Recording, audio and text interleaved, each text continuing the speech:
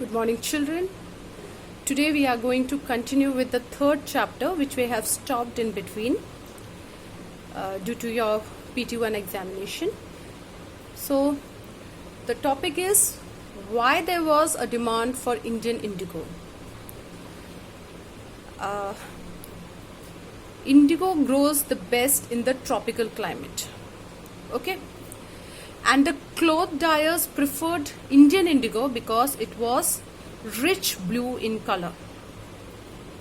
We have studied in the previous chapter, like in the European countries, a substitute tree was grown, a plant was known as wood. But the indigo produced by that plant was pale and dull.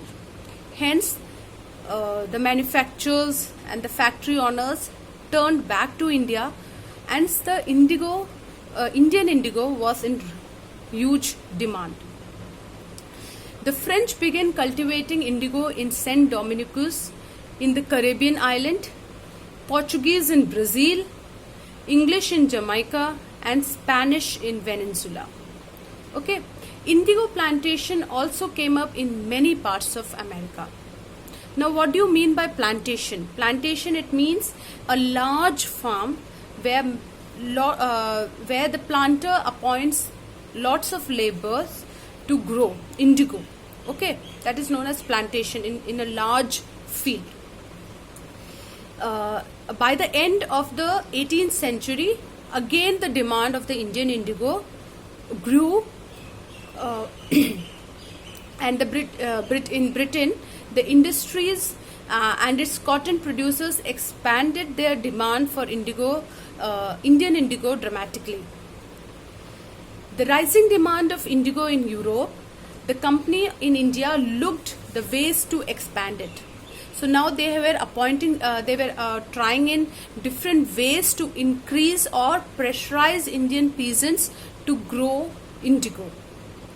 For this, they opted for two ways. The two ways of cultivation of indigo was the first, the nidge. Second, the roit. What do you mean by the word roit? As discussed in the previous video, the word roit means a person who is cultivating a particular piece of land from generations. Okay.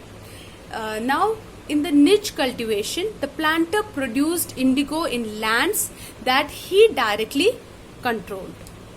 Either he bought the land or rented it from the jamindar or the headman and produced indigo directly, employing the laborers. Now, what was the problem that came up with the niche cultivation was that the niche cultivation needs to be expanded. It has to be done in a large field. Now, and indigo needs to be cultivated in a fertile land. These areas were usually densely populated. The planters needed large land, and they attempt to lease the land around the indigo factory and evict the peasants from their area always ended up in tension and conflict between the peasant and the planter.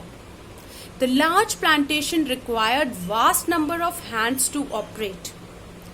The laborers were needed in a precise time, and this was the time when the laborers were usually busy with their rice cultivation. Okay, so the time more or less was same, and they needed more of laborers to cultivate indigo. The niche cultivation on a large scale required many plows and bullocks. Now, 1 biga of the indigo cultivation required 2 plows. Now, what is a biga? Biga is a unit of measurement of land. Now, under the roit system, the planters forced the roits to sign a contract or a deal in which the roits are going to cultivate indigo in their field, and the land which they owned, the land which they owned, minimum 25% of that land should be cultivated with the indigo. Okay.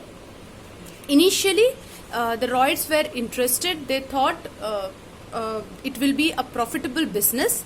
The planters used to give a loan in the beginning, and from this amount they used to purchase the seed, cultivate, and during the harvest time they were supposed to sell the produce to the planters. Later on they realized this cycle of loan is a continuous process. Every time they take a loan, they after the harvest they sell it to the planters, and again for the new cultivation they have to take the loan again, because the planters paid a very minimum amount to the indigo which the roids produced, and they gained a huge profit by selling it.